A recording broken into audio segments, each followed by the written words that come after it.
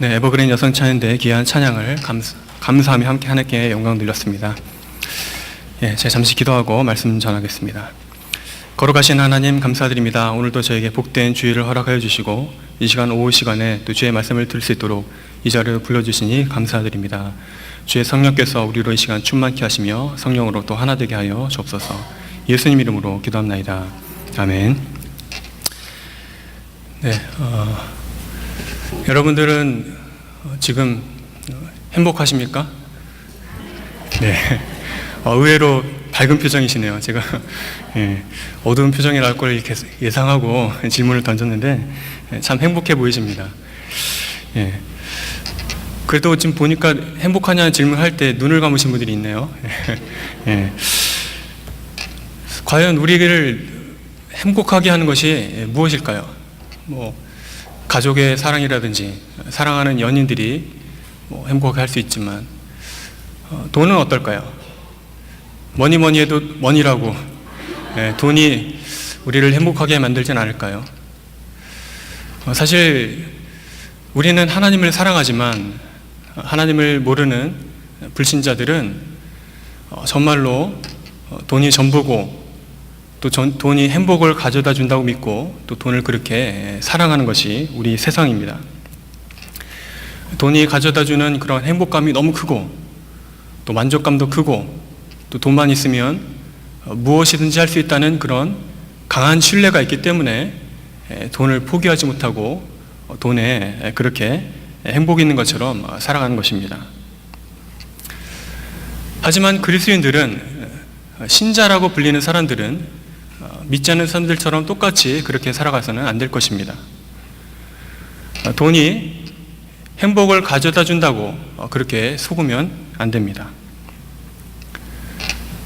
만약 돈이, 재물이 행복의 원천이고 또 그것이 행복을 가져다 주는 것이라면 세상에 있는 모든 부자들이 다 행복해야 할 것인데 실제로 부자라고 해서 다 행복하게 살지는 않습니다.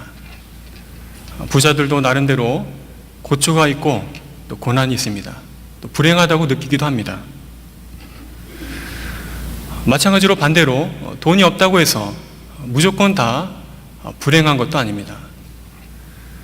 전 세계적으로 행복하냐 이런 질문을 던지고 이렇게 조사를 해보면 항상 상위권에 있는 나라가 있는데 그 나라가 바로 인도 옆에 있는 부탄이라는 나라입니다. 아주 가난한 나라인데 그 나라 사람들은 행복하다고 응답한다고 합니다. 그러므로 행복이라는 것은 단순히 돈을 얼마나 가지고 있느냐, 돈의 많고 적음에 있는 것이 아닐 것입니다. 물론 우리가 살아가는데 돈은 중요하지만 돈이 가장 중요한 것이 아니기 때문입니다. 또 돈이라는 것은 우리에게 행복하게 살 수 있도록 어느 정도 도움을 주지만 행복 그 자체가 아니기 때문입니다.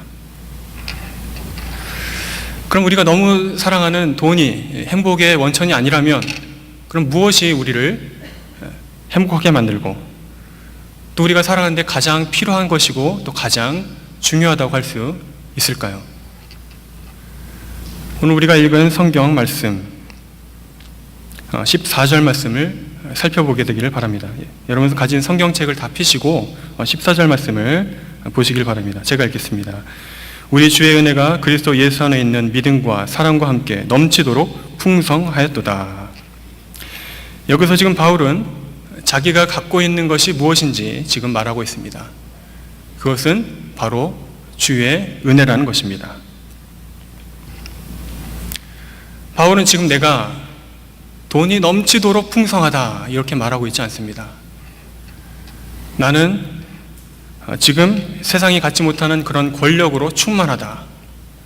세상에 누리지 못한 그런 명예로 충만하다. 이렇게 자랑하고 있지 않습니다. 오히려 바울은 지금 믿음과 사랑과 더불어 내가 충만한 것이 있으니 그것이 바로 주의 은혜다. 주의 은혜가 넘치도록 충만하다라고 자랑하고 있습니다. 그런데 갑자기 바울은 뜬금없이 이렇게 주의 은혜를 자랑하고 있을까요? 우리가 살다 보면 자랑해야 할 순간들이 있고, 난 이런 걸 가지고 있어, 이렇게 주변 사람들에게 얘기할 그런 순간들이 있습니다. 그때 우리는 무엇을 자랑합니까? 자식들도 자랑하고, 우리 가족들도 자랑하고, 우리 남편이 얼마나 잘해주는지, 우리 아내가 얼마나 잘해주는지, 이런 것들도 자랑합니다. 또 어떤 사람들은 특별하게 내가 건강관리 이렇게 잘해왔다고 자랑하기도 합니다. 이렇게 자랑할 것이 많은데 왜 지금 바울은 그러한 자랑이 아니라 주의 은혜를 지금 우리에게 제시하고 있을까요? 왜 주님의 은혜가 넘치도록 풍성하다고 지금 고백하고 있을까요? 흥미로운 것은 이러한 바울의 고백이 죄와 관련되어 있다는 것입니다. 바울이 지금 자랑하고 있는 주의 은혜는 죄와 아주 밀접한 관련이 있습니다. 그러니까 우리가 읽은 본문의 그 문맥을 우리가 잘 살펴보면, 즉 14절 앞뒤로 비슷한 내용들이 나오는데 그것은 바로 죄와 관련된 이야기들이 나오고 있다는 것입니다. 우선 다 함께 12절을 봅니다. 제가 읽겠습니다. 12절에 보시면 나를 능하게 하신 그리스도 예수님이 나에게 직분을 맡기셨다라고 말하고 있습니다. 그리고 나서 뒤에 나오는 16절을 보시면 이렇게 말씀합니다. 그러나 내가 긍휼을 입은 까닭은 예수 그리스도께서 내게 먼저 일체 오래 참으심을 보이사 후에 주를 믿어 영생 얻는 자들에게 본이 되게 하려 하심이라. 이 12절과 16절의 공통점이 무엇인지 아시겠습니까? 똑같이 중심되는 단어, 그것은 바로 예수 그리스도라는 단어입니다. 그러니까 이 14절을 가운데 두고 12절과 16절이 예수 그리스도를 말하고 있습니다. 내가 하나님의 은혜를 14절 기준으로 했을 때, 내가 하나님의 은혜를 모르고 있을 때도 내 삶에 예수 그리스도께서 계셨고 역사하셨고, 또 내가 지금 하나님을 안다고 하는 그 이후에도 예수 그리스도께서 계시다, 예수님이 여전히 내 삶에 역사하신다라는 고백입니다. 그 사이에 있는 13절과 15절도 서로 공통점이 분명히 드러납니다. 먼저 13절 보시면 여기서 바울은 자신이 전에는 비방자요, 박해자요, 폭행자였다고 고백하고 있습니다. 13절 한번 같이 읽어보겠습니다. 내가 전에는 비방자요, 박해자요, 폭행자였으나 도리어 긍휼을 입은 것은 내가 믿지 아니할 때에 알지 못하고 행하였음이라. 그렇습니다. 예전에는, 주님을 만나기 전에는 내가 비방자요, 박해자요, 폭행자 같은 그런 정말로 더러운 죄인의 삶이었다. 이 죄인된 삶이 내가 예수님 만나기 전에 그런 나의 모든 삶을 대변해 준다, 그렇게 말하는 것입니다. 하지만 15절에도 보시면 같은 죄에 대해서 이야기를 하는 것처럼 보이지만 다른 의미로 우리에게 다가옵니다. 같이 15절 말씀을 또 읽어보겠습니다. 미쁘다 모든 사람이 받을 만한 이 말이여, 그리스도 예수께서 죄인을 구원하시려고 세상에 임하셨다 하였도다. 죄인 중에 내가 괴순이라. 무슨 말일까요? 예수님을 믿었으면 의인이 되는 거 아닌가요? 근데 바울은 오히려 더 심한 말을 합니다. 내가 예수님 만나기 전에 그냥 죄인이었다면 이제 내가 보니까 난 정말 죄인 중에 괴수다. 한마디로 난 쓰레기였다, 이렇게 말하는 것입니다. 여전히 하나님 보실 때 나는 죄인이라는 것에서, 내가 죄인 된다는 것에서 정말 면목이 없다, 나는 그런 놈이다, 이렇게 말합니다. 그런데 놀랍게도 여전히 나는 예전에도 죄인이었고 또 지금도 내가 느끼기에 나는 정말 죄인이지만, 면목이 없지만 달라진 것이 하나가 있다면 그것은 예수께서 나 같은 죄인을 구원하시려고 이 땅에 임하셨구나 라는 사실을 지금 알고 있다는 것입니다. 그래서 이제는 내가 예수님을 저주하고 예수님 믿는 사람들을 죽이는 일에 앞장섰지만 이제는 오히려 예수님을 찬양하고 예수님을 위해서 내 목숨까지도 놓을 수 있는 그런 변화가 있다고 그렇게 고백하는 것입니다. 이것이 무슨 의미일까요? 예수님을 영접했다고 해서 우리의 모든 과거가 순식간에 깨끗이 지워지는 것이 아닙니다. 예수님을 영접했다고 해서 우리의 과거가 사라지거나 달라지는 것도 아닙니다. 그러니까 전에도 나는 죄인이었고 또 지금도 여전히 나는 그런 죄 가운데서 그렇게 죄인으로서 때로는 죄도 짓고 때로는 고난도 당하고 때로는 고통 속에서 살아간다는 것입니다. 때로는 실패하고 좌절을 경험하기도 합니다. 하지만 내 삶이 그렇게 과거도 그렇고 지금도 그렇고 큰 변화가 없는 것처럼 보인다 할지라도 달라진 것이 분명히 하나가 있으니 그것이 바로 지금은 내가 예수님이 누구이신지 분명히 알고 있다는 사실입니다. 예수님이 나의 구원자 되신다는 것을, 나 같은 죄인을 구원하시려고 이 세상에 오셨다는 것을 알고 그 사실에 감격할 수 있다는 것입니다. 그래서 내 삶에 이제는 감사가 있고 찬양할 수 있다는 것을 말합니다. 바로 이러한 변화가 가장 큰 삶의 변화라고 할 수 있습니다.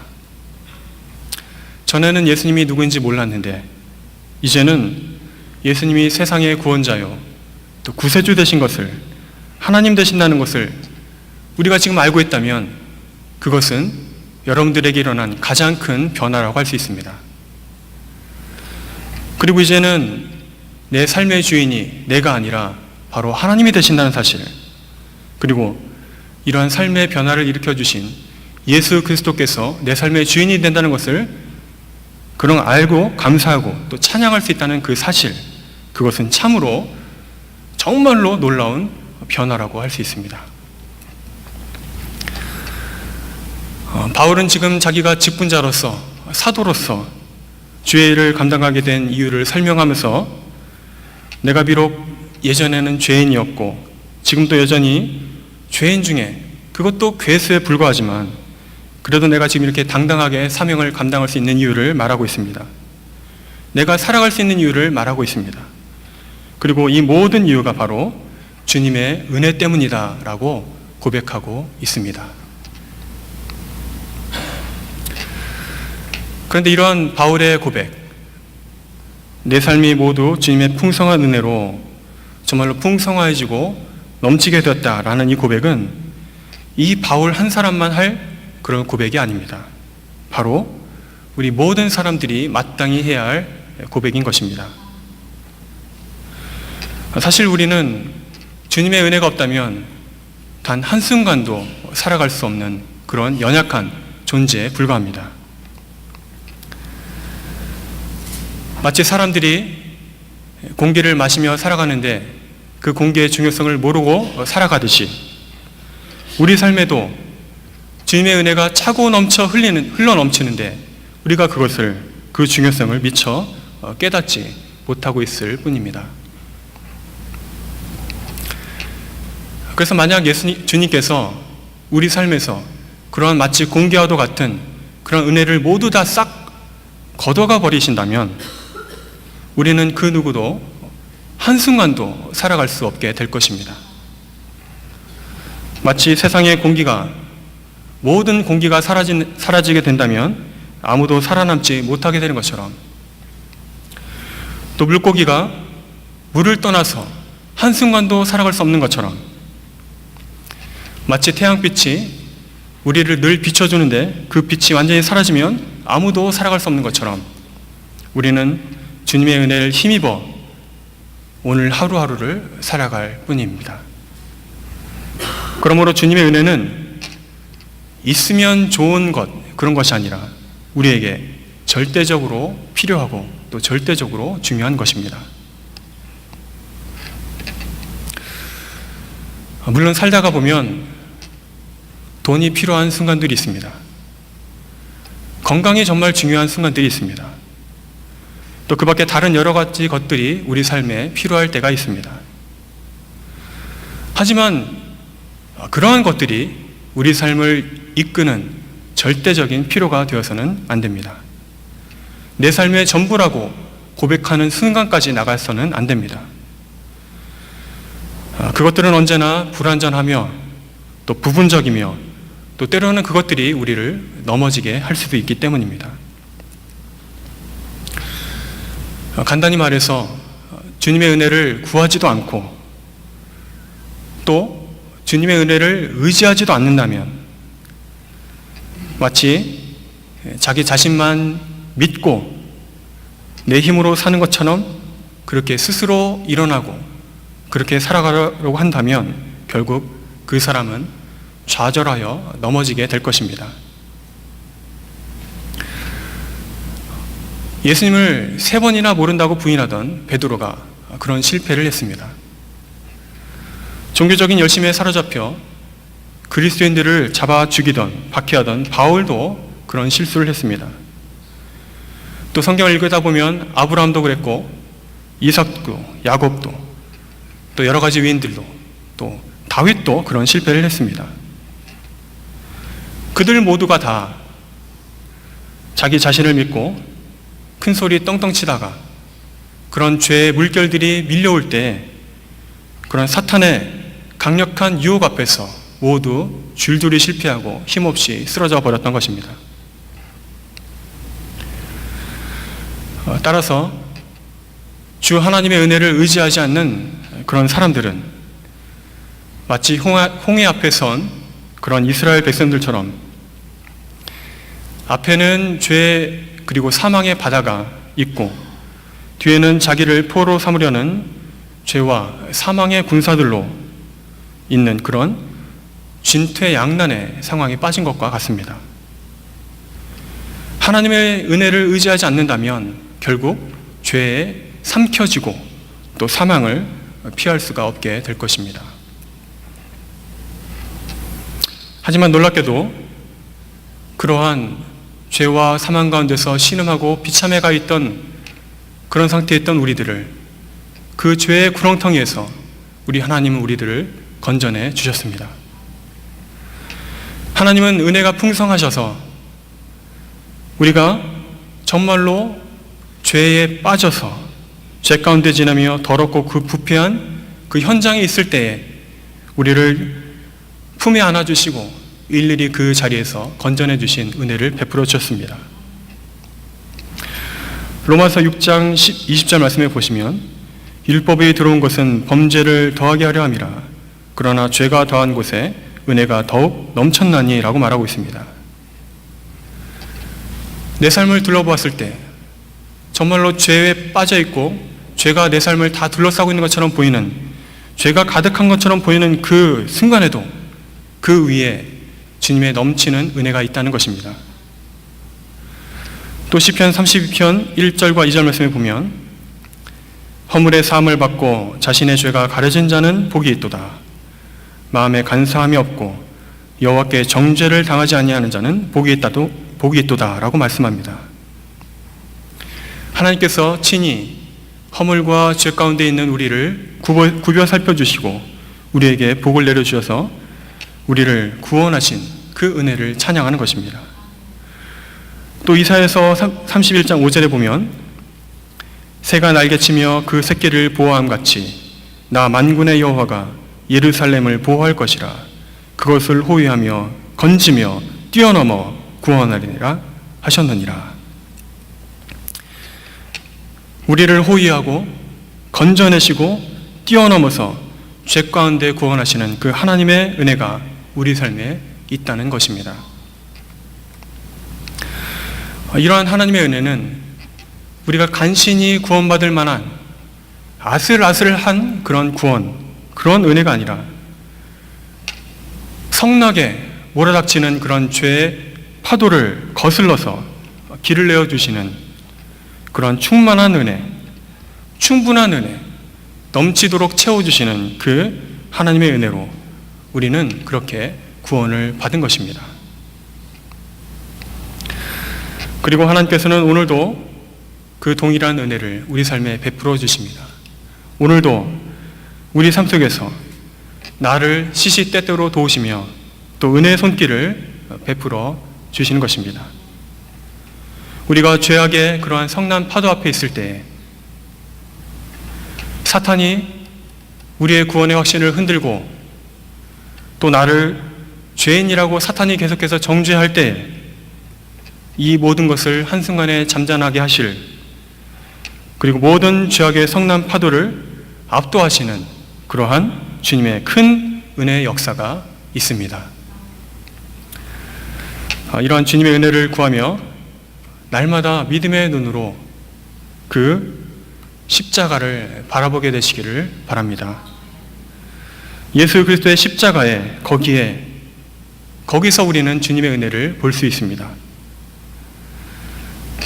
마치 죄악으로 인해서 불뱀에 물려서 죽어가던 이스라엘이 모세가 만들어 높이 들었던 그 놋뱀을 쳐다보았을 때, 바라볼 때 살아난 것처럼 우리도 오늘날 동일하게 믿음의 눈을 들어서 십자가에 흘리신 그 예수 그리스도의 보혈을 의지하고 예수님을 바라보게 된다면, 주님만을 의지하게 된다면 우리는 그 모든 것을 감당할 그 은혜의 능력을 경험하게 될 것입니다. 고린도후서 4장 8절과 9절에 있는 말씀처럼 사방으로 우겨쌈을 당하여도 쌓이지 아니하고 답답한 일을 당하여도 낙심하지 않게 하며 박해를 받아도 버림받지 아니하고 거꾸러뜨림을 당하여도 망하지 않게 하는 그러한 놀라운 은혜를 예수 그리스도의 십자가를 통해서 예수 그리스도를 바라볼 때에, 주님을 의지할 때 그것을 경험하게 될 것입니다. 다시 한번 말씀드리지만 우리 삶의 가장 중요한 것은 돈과 재물이 아닙니다. 건강도 아닙니다. 가족의 사랑도 아닙니다. 그 밖에 다른 어떤 것들을 가져와도 주님의 은혜를 대체할 수가 없습니다. 사실 돈으로 건강을 살 수는 있어도 생명을 살 수는 없습니다. 하지만 주님의 은혜는 우리에게 생명을 주십니다. 또 돈으로 우리가 감옥에서 나올 수는 있어도 지옥에서 나올 수는 없습니다.